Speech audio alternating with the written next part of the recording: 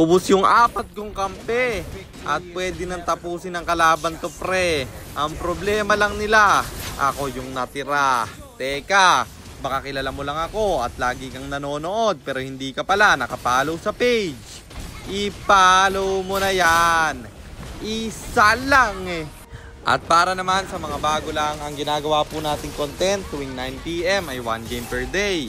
Solo, rank, game. At ang goal natin sa content natin na to ay mag 100 win streak. Hi guys, nandito na tayo sa 452nd day ng 1 game per day. And ang standing natin bago yung game na to ay 379, 72, 379 wins and 72 losses. Kung napanood nyo yung video natin kahapon, sinabi ko doon na mag-uunggoy tayo kung sakaling malast pick at hindi makounter ng kalaban. Ang problema yung Zilong naka-retry, buti na lang nagpalit siya. At yung unang 4 na pick ng kalaban walang counter sa Sun, kaya tayo'y nag-unggoy naman. So ayun, nandito na tayo sa pang-452 araw ng isang game kada araw.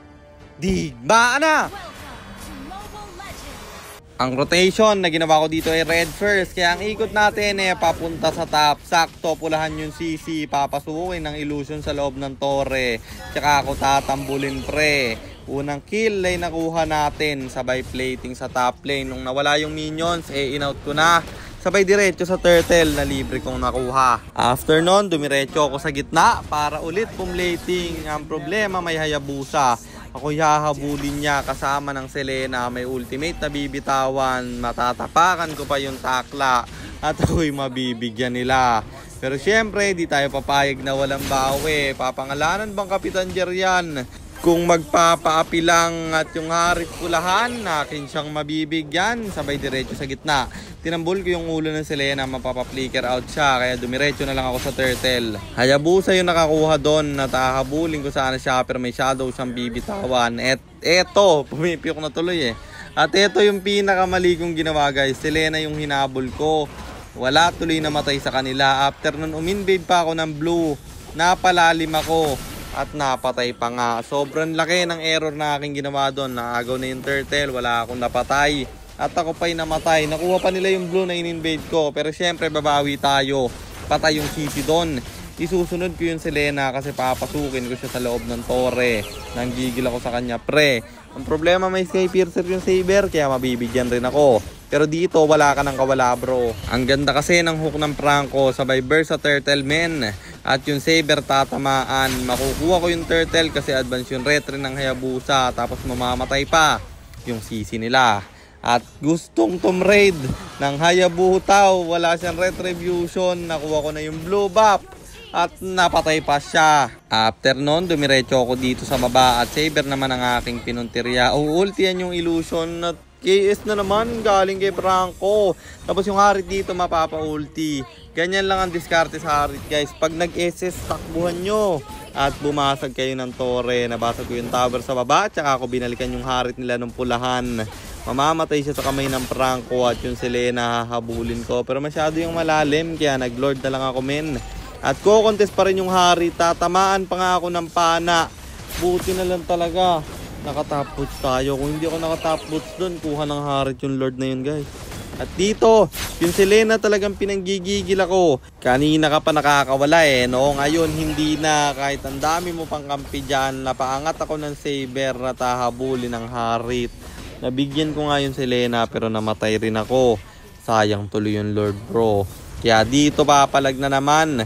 At yung Harit unang aking punteriya. Pero nag-out ako nung bumitaw siya ng ultimate niya. May ulti rin bibitawan yung Hayabusa. Siya pa yung mapapasama. Wala yung retry holder ng kalaban. Kaya binurst ko na yung Lord. At libre namin yung nakuha. Kaya pwede namin itong irekta. Pero yung Selena kumukulit. Akin siyang hahabulin. Kaso napalalim na naman yung paso ko, men. At dito nagkamatay yung kampi ko. Natingin ko aking kasalanan. Pero buti na lang yung Saber dun guys. Kinabahan. Kung siguro nabigyan ako ng Saber tapos yung laban guys. Nagkamali siya ng dash. Biglang dumashout no? Tapos yung Harit dito binabay time ko. Tinakasan ko na naman yung ulti niya. At iniintay ko yung kampi ko na makapunta. Wala na rin siyang ultimate, kaya ako pinalagan dahil hindi na ako basta-basta mapapatay nito guys. Pag walang SS yung Harit, wala nang palagyan. Wala pang mana, kaya siya'y mabibigyan. Pwede na namin itong irektaman. Kulang kasi sila ng isa. Sisipulahan na. Tamang pangasar lang tayo dito at yung kampi ko yung nag-tower lock. Basag yung inhibitor nila. Papalag pa kami dito pero masyado na tong malalim bro. Sinalo ko pa yung pana ng Selena. Namatay yung saber nila. Pwede sana tong irekta kaso ang ganda ng ulti ng Hayabusa. Nagkamatay na naman silang lahat. Ako ulit yung natira. Kaya ako na naman ang dedepensa. Siyempre kilala nyo naman ako.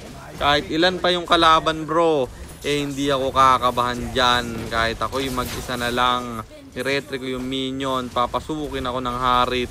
Kahit na napatay ako ng Harit dyan guys, may buy and sell ako. Buhay pa rin ako doon. At yun nga, nag-overstay na naman yung Harit nila. Tinipihan ko pa sa muka. At pa-up yung Lord. Namatay yung Harit. Kaya kulang sila ng isa. At kumontes yung Hayabusa. Nakuha niya yung Lord doon. Pero 3 na silang bagsak. Hahabulin ko ba yung mga kampi niya? Irerekta ko na sana. Pero yung minions na Prince kasi lumabas na yung Lord. At tamang depth na naman tayo boy. Kulang kasi yung kalaban kanina. Kaya hindi sila nakaasim nung may Lord. At nung nakompleto sila, nun sila umasim, bagsak yung Harit, susunod namin yung CC. Isa-isang bumabagsak yung kalaban. At papasukin ko na sa loob ng tore, pero dalawa lang kami ng Sicilian dito pre. Sa base pa siya nang galing. Puro single target kasi guys natira. Saber, Hayabusa, Selena, kaya tinapangan ko. Pero hindi ko pa rin natapos, sa tatagal pa yung laban na to. Sa Lord may nagaganap na clash, nakagat yung Hayabusa. Yung Lord tuloy aming makukuha. At ang lalim ng mga kalaban, bagsak na rin yung Selena. Susunod yung Harit at Zilong, kaya Sisi na lang yung natira. Binitaw niya na yung vengeance niya at yung immortality matatanggal na rin. Wipe out yung kalaban men, sabay concede. At panalo ulit tayo. Mukhang san na nga ang susi, kaya ang standing na natin ay 380, 72, 380 wins and 72 losses. At yun lang, sana meron kayo natutunan sa content natin na to. At kung meron man, pakishare lang.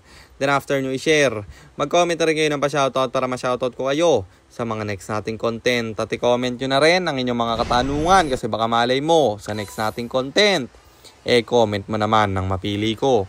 At kung nagustuhan nyo yung item at emblem na gamit ko sa game na yon, eto yon: Tough Boots, Corrosion Sight, Thunderbelt, Demon Hunter Sword, Radiant Armor, Immortality, and then Rose Gold Meteor pang buy and sell. Emblem natin Assassin, talent natin is Inspire, Seasoned Hunter, plus Quantum Charge at syempre Retribution kasi jungle tayo doon.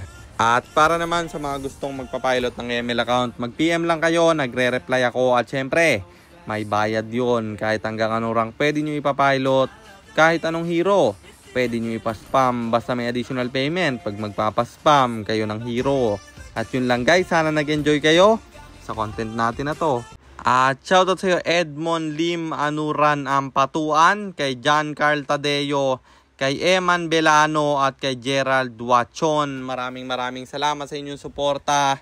Ingat kayo palagi. God bless. Paalam!